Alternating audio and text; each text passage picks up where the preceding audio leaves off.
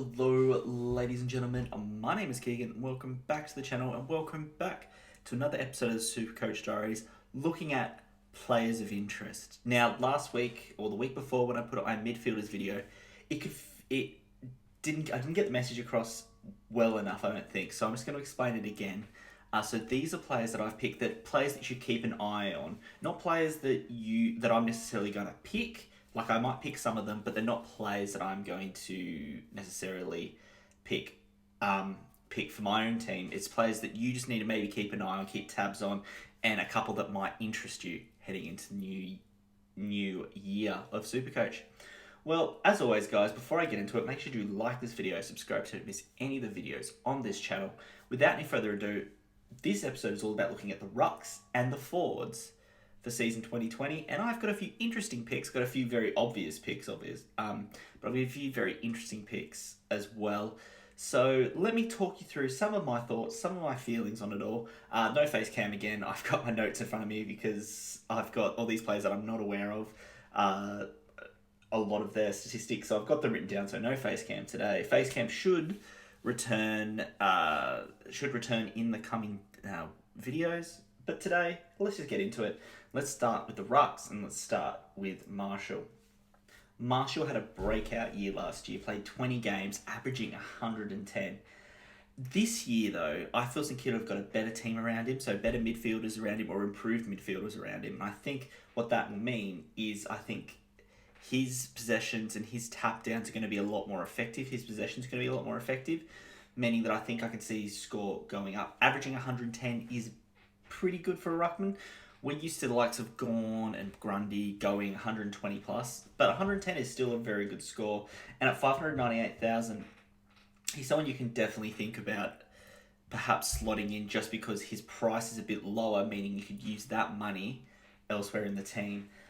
The question mark around Marshall this year is the effect Ryder's going to have coming into the team. So Ryder's another ruckman coming from Port. So is the effect of Marshall and Ryder sharing the ruck duties, is that going to hurt his scoring? That's something that you probably need to consider. He did go absolutely massive against the Tigers last year, though. He got 161, which is a huge score for any player on the field. So there is potential there, but he also did get 6 scores lower than 100. Which for a ruckman, you don't want them to be averaging under 100. You want them to be scoring over 100 consistently. So his average was helped up by some absolutely huge scores, like 161 against the Tigers. He had a couple of in the 140s as well. So he can go large, but he did have 6 out of his 20 scores below 100, so it's showing the consistency isn't really there. It's like it's a bit up and down. But he's a young enough player that he can definitely improve. But will the bringing in of Ryder hurt him? That's the one thing we need to consider. All right, heading on into the other ruck I've picked to talk about is Lysett. Now, he's the opposite. Ryder's actually left Port to go to St Kilda, so Lysett is now pretty much a lone hand in the ruck, as far as I am aware. So he's going to get a lot more time on the ball, a lot more hit out, so he has the potential to really improve. So he played 18 games last year, averaged 101, which is good. It's definitely good. But again, if we're picking a ruckman for this team, we want him to be at least going 110, I think, in my opinion. But he had a pretty low average in 18. I think it could have been like 60 or 70. So it wasn't big in 2018. He made that big jump in 2019.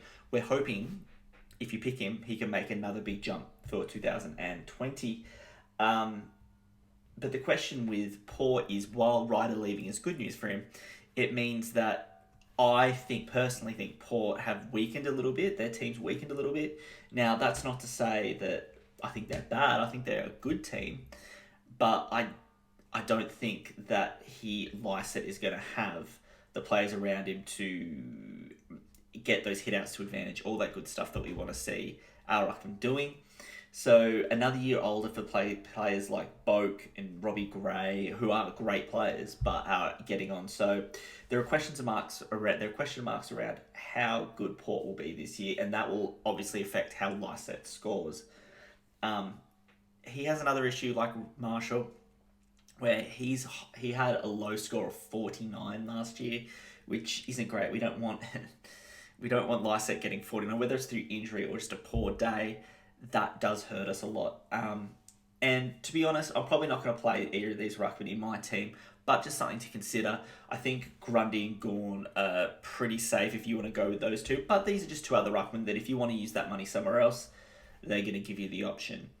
As far as ruck for the bench, I've gone Comben. The only reason I've gone him is because he's a ruck forward. He can move around. I can switch his place around when needed. It gives us a bit of flexibility. I don't think there are too many rookie rucks I should be keeping an eye on. Let me know in the comments below though if you know of any up and coming rucks who are cheap, who could be scoring and who could be valuable to us on the bench. Alright, because ruck's so easy and quickly to talk about, I've put rucks and forwards together, so let's move on to the forwards and let's move on to Lachie Whitfield. And to be fair, what more is there to say about him? He's the highest priced forward line player. He re-signed. He's playing an amazing team. He'll play mostly midfield, so I think he was going to play mostly on the wing. So I think he's one of those players that while he's named in the forward line, he will mostly play in the midfield, meaning his scores will be big. He gives you that dual position flexibility. He only played 16 games last year, so he was short 6 games of the home and away season, but he did average 113, which is absolutely elite for a forward line player. Not much more to say. I'll be picking him in my team, and I expect most people will as well. But again, one to keep an eye on. If you aren't thinking about him, I would strongly suggest putting him in.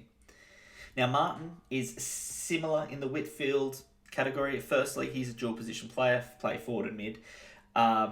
He averaged 100, so not his best year, but averaging 100 for a forward line play is pretty good. He's another year older, so it could hurt his position a bit. I think you can see him playing more forward for Richmond, so again, that could hurt his scoring a little bit. But I think he's still worth the pick at 543,000. He can kick goals as well from the midfield. If he's playing midfield, he can go forward, kick a goal. We're just worried about if he stays as a permanent forward, maybe playing alongside a Jack Rewald or a Tom Lynch. But overall, I think he's a solid pick. I'm probably going to be looking to pick Martin as well. But that's just my opinion. I can see why people don't pick him, but that's up to you, obviously. So now, with Martin and Whitfield out of the way, 2 players that are probably going to feature in a lot of teams in the league, let's move to some players that have a bit of interest, a bit of point difference about them. And the first one I'm going to talk about is a player from my team, Darcy McPherson. Now, I'm going to say off the top, I'm recording this on Sunday afternoon, just after the Suns beat the Cats by 67 points. If you want to hear me talk about that game, let me know in the comments below and I can do a bit of a review. It was a great game to watch, just off the top. Really, really enjoyed it. I think we're in for a tough year, definitely 5-6 wins, but I don't think it's going to be the awful year we had last year because of injury, young players, and all that stuff. But anyway, let's talk about Darcy himself.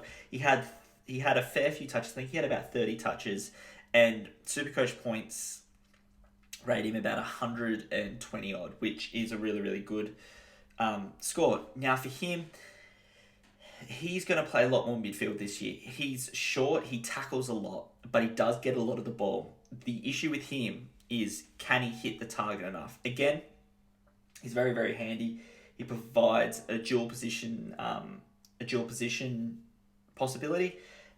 If you're going to pick Darcy McPherson, it's either him or Greenwood. I wouldn't be picking 2. For some reason, if you're in the mood to pick Suns players, I wouldn't pick both McPherson and Greenwood. I think you pick one or the other because Gold Coast is such a poor team compared to the rest of the league at this moment. If you're relying on 2 Suns players in your team and the Suns get absolutely belted by 100 points as an example, both their scores are going to be low, meaning it's going to hurt your overall score. So if you're going to pick a Suns player in your forward line, pick McPherson or Greenwood, and I think Greenwood's about 470, so he's a bit more expensive than McPherson, but he might score a bit more. He's a bit of a bigger body. Who knows? But we're talking about Darcy here. He tackles a lot, as I mentioned. He'll play a lot of midfield in 2020 as a good coverage. So I think he's definitely worth considering. He's been bubbling away for the past couple of years. Last year he had a bit of a breakout year. He averaged 81 last year, played 22 games. We're hoping if he can get his average up to around a 95, that would be when Darcy really comes into consideration. In 2018, he only averaged 60, so he's gone from 60 to 80. So we're hoping if he can go from 80 to 95, then he really doesn't come to consideration. So one to definitely think about if you're putting him in your team. Again, dual position, can move him around if required, but one for thought maybe. Christian Petracca, again, I might be sucked into a bit of Marsh series form. Looked like an absolute jet for Melbourne yesterday. Had 36, 37 touches, kicked 3 goals. Looked like an absolute star. So this could be his breakout year. And he's been threatening, well, not threatening for a while, but this year he looks slimmer. He ran through the midfield really well. He got the ball. He had clean hands, very effective around the contest. So he's definitely one I'd consider at 441,000. He's one you definitely want to think about putting in your team. Last year, he averaged 81, playing mostly as a forward as well. Like, he very rarely, if Melbourne supporters in below, correct me if I'm completely off the mark, but from what I saw, he played mostly as like a tallish third forward. He didn't really play a lot of time in the midfield, so if he's slimmed down and gotten fitter and playing more midfield, and this is the sort of stuff he can produce, then I'm all for putting him in because I think that he can get that average up towards 100, that 100 level that we want our forwards at. I think Petracca is definitely one worth considering. All right, next two players are players that have dealt with injury and dealt with issues off the field, but can they get back to their best? They're both priced around similar prices, and Stephen is probably the one I'm going to be talking about first. Forward midfield, dual position again. As you notice, a lot of my players that I've picked, other than Petracca, are dual position players, so they can sit in your midfield or your forward line. And Stephen, at his best, is an absolute gun, but that is the risk you're going to be running, is can he get back to his best? He's potentially playing in a better midfield with Geelong, surrounded by the likes of Selwood, Dunklin, Dangerfield, Ablett when he goes in, so there's potential to get more of the ball, but again, the trade-off is he's going to be seeing maybe a bit, he's not going to be having the ball funneled through him as much as he probably did at St Kilda, so there's a give and take there. Potentially he could also probably play a bit more forward in this Geelong team, so maybe that hurts his scoring a bit. At his best, he's totally a jet, and I'd definitely consider him if you know he's going to be at his best, but that's the question you need to ask yourself. Do you think Jack Steve can be back at his best? Personally, for me, I'm probably not going to look to pick him early on. If he improves and he does really well, then I might save a bit of money just in case I want to make that trade. But at the moment, I'm probably not looking to put Stephen in my team, but he's definitely someone worth considering. All right, nearly there. Devon Smith's another player that has suffered a lot of injury. He's very important to the Bombers' game plan. He can play forward, he can play in midfield, he does a lot of tackling. In 2018, before he got injured last year, he averaged 98 and he played all 22 games. If he can do that for you this year, priced at 335,000, if you could equal his 2018 level, then he's a slam dunk, and he's one I'm probably going to be putting in my team. If he stays fit, he's almost a must pick for me, in my opinion. But again, players coming off injury don't know how they're going to react, if it's hurt their game or if they get re-injured. So he's an interesting one to consider. I'm looking to putting him in my team. There's probably a lot of people out there are definitely looking to put him in their team, but definitely one to consider. All right, into our two pure rookies for this for the forward line. Rankin's the first one. Two Suns players, I know. But Rankin's the first one. He'll play 22 games if fit. He's gonna be games where he will go about 50 or he's playing as a small forward in a poor team. So he's gonna get 40 or 50 or 60 some games, but there are games that he might have high number of tackles, he'll kick 2 or 3 goals, and that will see him score 70s and 80s from time to time. Now at 123,000 rating price, that's definitely worth putting in your team. He's going to make you money, and probably by about halfway through the year, you can trade him out and make some money off him, and then upgrade one of your other players or save a bit of money for later in the season. So he's definitely an option for you there. I definitely think he's one that you probably want at the start of the season. He's going to play majority forward line, and that's people need to understand. Some people are saying, oh, he might go through midfield. He's going to play majority of the forward line. Our midfield has all of a sudden starting to bat really deep. So, 123,000, I think he's definitely a good option for your team if he plays round 1. And the last one we've got is Max King. He's a first-year player, but he will play 22 games for the Saints if fit. He's that much of a gun. If he's anything like his brother, then he is going to be playing all 22 games. Now, the question over players, well, forward line players, is key position players, because they don't see as much of the ball. They haven't got really a chance to improve unless they kick 5 or 6 goals in a game and get 120 plus doing that. If they have a poor game, their poor games are really poor, where they only score 30 or 40 points. But with King, I think the Saints going to be looking for him a lot. He's going to be a big target for them, so a lot of the ball's going to go through him, meaning that I think with a lot of ball coming to him, he's got a chance to impress, and he's got a chance to get his hands on the ball and kick a few goals. So I'm probably thinking he's going to be in my team. He's got a bigger build than his brother, so he's a bit bigger than Max King, which means he could probably be better suited for AFL. Last year with Ben, he started the season in the knee full and then came in probably, I think it was about round 9, round 10, and then he played the rest of the season out. Max is going to be starting in round 1, and I think his body at the moment is more suited to AFL football, and I think that bigger body could let him be a focal point for St Kilda and someone that you probably want to put in your team from round 1. And there you have it, folks. Going through the rucks and the forwards. So I've done an episode on defenders, midfielders, rucks, forwards.